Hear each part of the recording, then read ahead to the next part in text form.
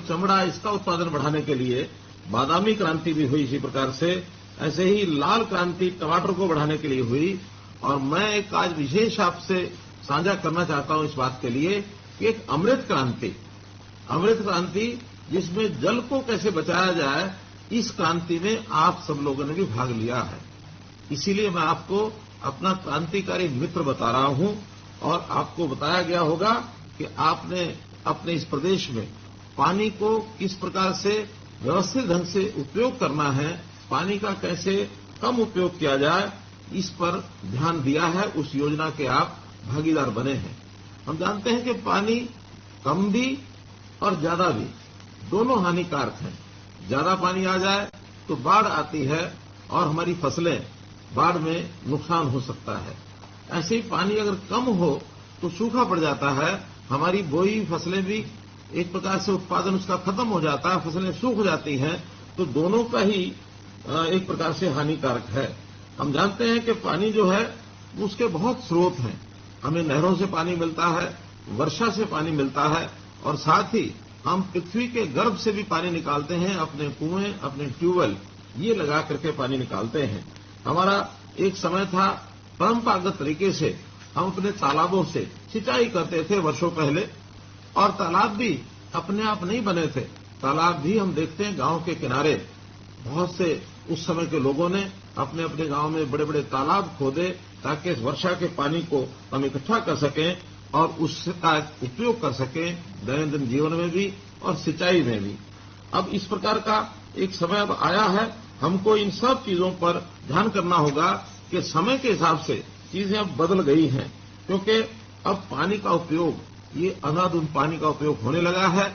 हमें खेती के लिए भी पानी चाहिए, हमें पीने के लिए भी पानी चाहिए, हमें दैनंदिन जीवन में जो पानी है उस पर भी बहुत उपयोग उसका होने लगा है। उद्योग के लिए भी पानी जो है वो हमको चाहिए और पानी निरंतर कम होता जा रहा है। एक प्रकार का अगर कहें कि जैसे मौसम में बदलाव हो रहा है वैसे वर्षा भी अब अनिश्चित हो गई है।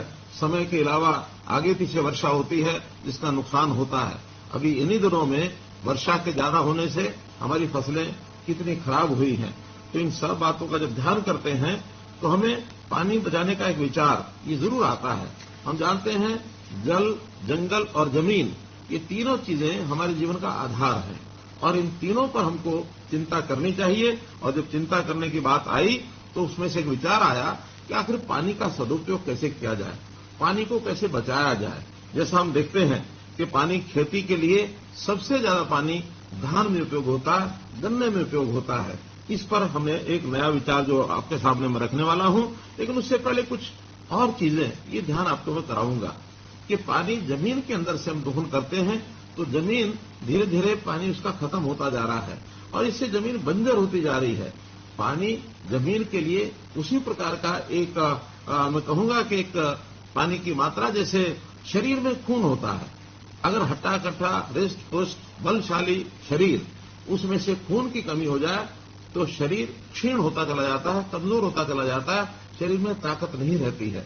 ऐसा ही अगर हम जमीन में सोचते हैं तो जमीन का जब पानी हम एक सीमा से अधिक निकालते हैं तो जमीन भी धीरे धीरे गैर उपजाऊ हो जाएगी, बंजर हो जाएगी। एक प्रकार से मरुस्थल और रेतीला इलाका वो भी पानी के कमी के कारण से होता है।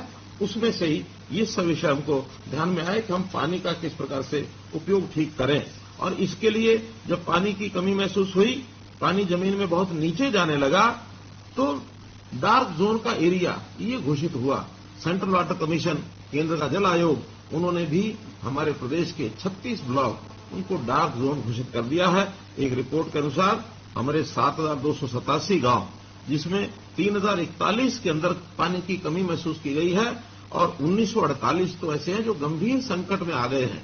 उन जगह पर तो पानी 30 मीटर से भी ज्यादा नीचे चला गया, अर्थात 100 फुट से भी ज्यादा। तो ऐसे जो गंभीर संकट के गांव हैं उनमें भी पानी की व्यवस्था कैसे ठीक की जाए। तो इसी के लिए मैं ये कहूंगा कि सरकारी जो तंत्र है वो हरकत में आकर के जो कई चीजें हमने की हैं उसके अंदर जैसा केंद्र में जल आयोग है ऐसे हमने प्रदेश में भी प्रदेश जल संसाधन प्राधिकरण ये बनाया है और उनको कहा है कि पानी का नियंत्रण ये कैसे किया जाए, पानी का सदुपयोग ये किस प्रकार से हो।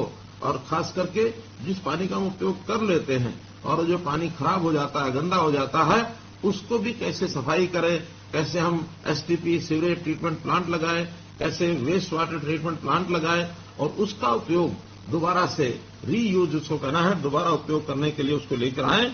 आपकी जानकारी के लिए हमने करोड़ों रुपए लगा करके 200 एसटीपीज लगाए हैं और इसका लगभग 700 क्यूसेक पानी ये हम इसको दोबारा से उपयोग कर रहे हैं। और इसमें चाहे वो हमारी इंडस्ट्री में काम आता है, चाहे वो बागवानी में काम आता है, खेती में सिंचाई के लिए भी उसका उपयोग कर रहे हैं। तो एक बड़ी जिसको कहना चाहिए बड़े कदम इसके लिए उठाए जा रहे हैं। और इस नाते से दूसरा जो ज्यादा चिंता का विषय है वो जमीन के अंदर का पानी।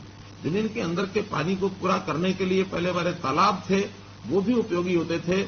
जमीन में पानी को रिचार्ज करके नीचे सतह पर पहुंचाते थे। जमीन फॉरेस्ट भी होती थी। जमीन के अंदर जैसे केचुए उस समय खेती में काम करते थे, वो जमीन को उसको जो फॉरेस्ट कर देते थे और उसमें पानी जो है नीचे जमीन में चला जाता था। लेकिन अब हम देखते हैं जैसे केमिकल का जो खाद हमने उपयोग करना शुरू किया है, तब से मिट्टी की परतें, ऊपर की परतें और वो सख्त होती जा रही हैं और वो ठोस हो गई हैं। सख्त होने से जमीन में वर्षा का पानी भी जो है वो रिसता नहीं है। तो उस रिसाव के ना होने के कारण से नीचे पानी नहीं जा रहा है। हमने इसके लिए कुछ प्रयोग करने शुरू किए हैं, जैसे रिचार्ज वेल, जैसे पानी जमीन के अंदर वर्षा के दिनों में कैसे जा सके, लगभग 1000 रिचार्ज वेल ये हमने बनाए हैं।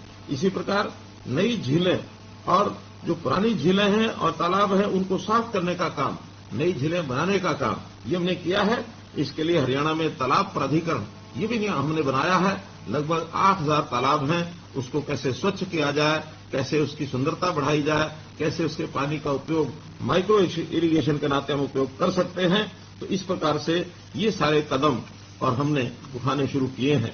मित्रों, पानी जो है वो बचाना बहुत जरूरी है।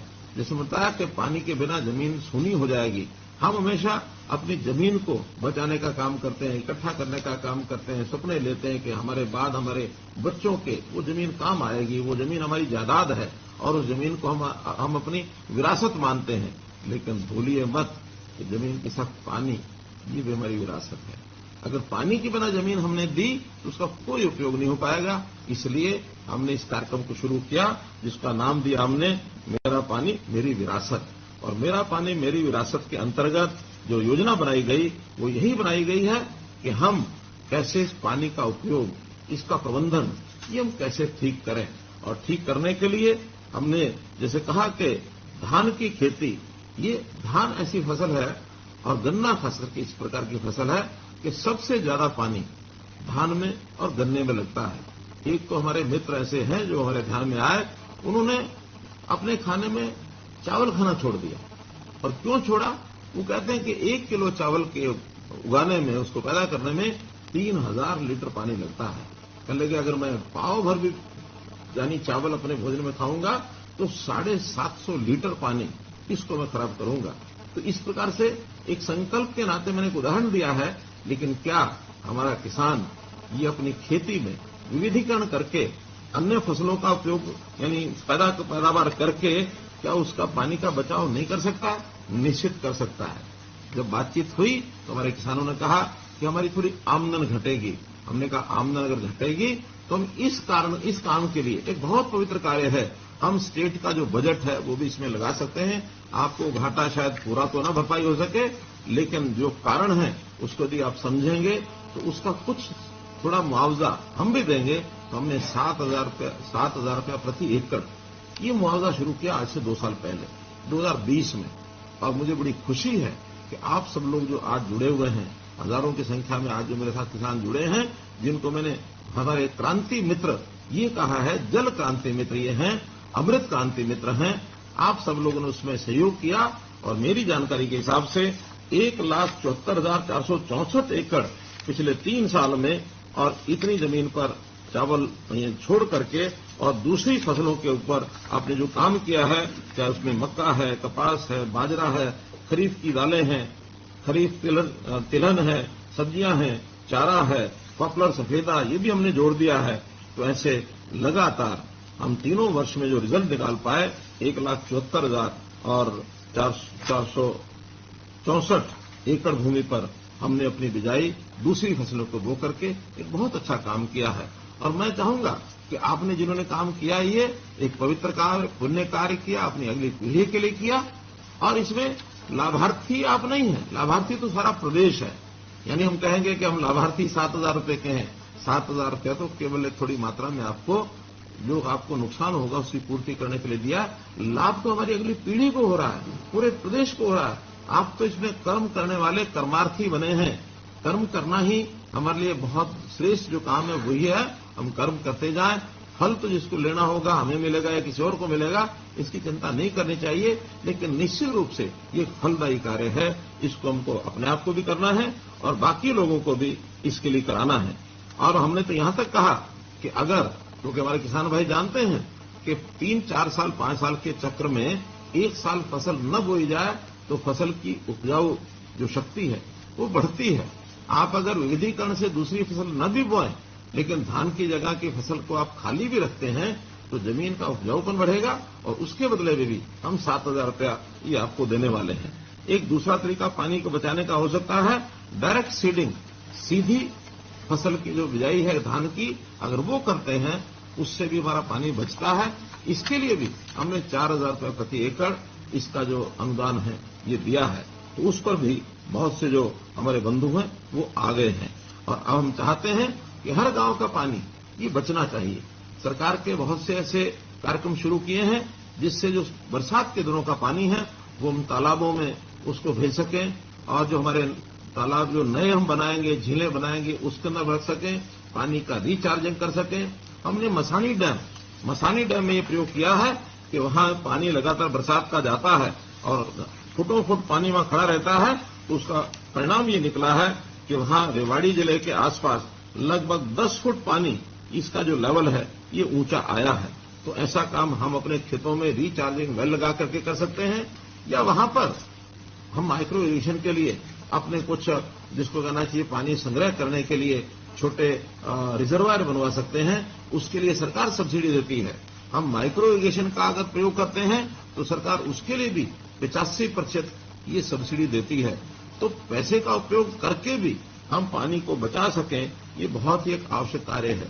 गांव-गांव में हमारे जल प्राधिकरण, जो हमारा जल संसाधन प्राधिकरण है हरियाणा का, उन्होंने तो योजना बनाई है कि पहले ब्लॉक के हिसाब से हम डार्क जोन का मूल्यांकन करते थे, सेंट्रल वाटर कमीशन ये करके देता था। अब तो हम स्वयं हर गांव का ये मूल्यांकन करेंगे कि उस गांव का पानी 1 साल पहले कितना था और अब 1 साल के बाद ऊपर आया तो कितना आया। हर गांव के लिए पीजोमीटर इसकी हमने व्यवस्था की है। लगभग 1500 गांव में ये पीजोमीटर लग चुके हैं। अन्य गांव में भी अगले वर्षों में पीजोमीटर लगाए जाएंगे, खास करके जहां पानी का लेवल 100 फुट से ज्यादा नीचे चला गया है। जहां 100 फुट से ज्यादा नीचे पानी गया है, हमारे किसान बंधु जानते हैं जो ट्यूबवेल चलाते हैं कि हर साल एक पाइप या 2 साल के बाद एक पाइप उनको नीचे पानी का डालने पड़ता है। और पिछले 10 साल में तो लगातार हर वर्ष 1 मीटर पानी नीचे जा रहा है। ये बहुत एक खतरनाक ट्रेंड है, इसको हमको रोकना होगा। और यदि इसको हम रोक लेंगे तो अगली पीढ़ी निश्चित रूप से हमको एक प्रकार से इस बात का श्रेय देगी कि हमारे पूर्वजों ने पानी की चिंता की है। हम जरूर इसकी चिंता करें और चिंता करते हुए इस संकट में हम कहीं किसी प्रकार से फंस ना जाएं। तो इस नाते से आज मैंने जो बातचीत की है केवल उन बंधुओं से की है कि जिन्होंने इस मुहिम में, इस आंदोलन में भाग लिया है और भाग लेते हुए अपने इस उद्देश्य को पूरा किया है। आज इस अवसर पर मैं आपको बहुत बहुत बधाई और बहुत बहुत शुभकामना देता हूं कि अपने इस काम को हम स्वयं भी करें और अपने जो पड़ोसी और किसान बंधु हैं उनको भी कहें कि पानी ये बहुत, जल ही जीवन है जैसा कहते हैं, तो जल ही जीवन के नाते से पानी को बचाना, अगली पीढ़ी के लिए पानी हमारा ठीक से हमें मिले, इस एक संदेश के साथ मैं आपको पुनः बहुत बहुत शुभकामना देते हुए बहुत बहुत धन्यवाद करता हूं।